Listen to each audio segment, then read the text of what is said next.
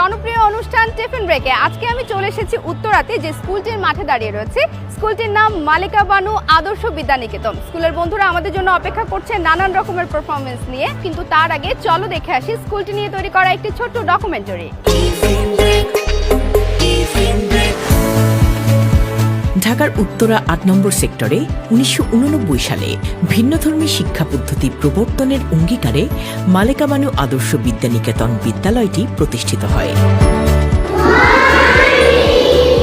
শিক্ষাই আলো এই স্লোগান নিয়ে প্রতিষ্ঠার শুরু থেকেই সুনামের সাথে প্রতিদিন পাঠদান করে আসছে বিদ্যালয়টি।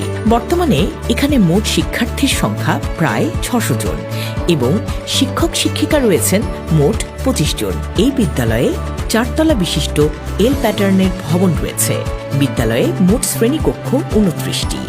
এছাড়া library, child zone, computer lab, বিজ্ঞানাগার, শিল্প ও সংস্কৃতি কর্নার, মাল্টিমিডিয়া ক্লাসরুমও রয়েছে।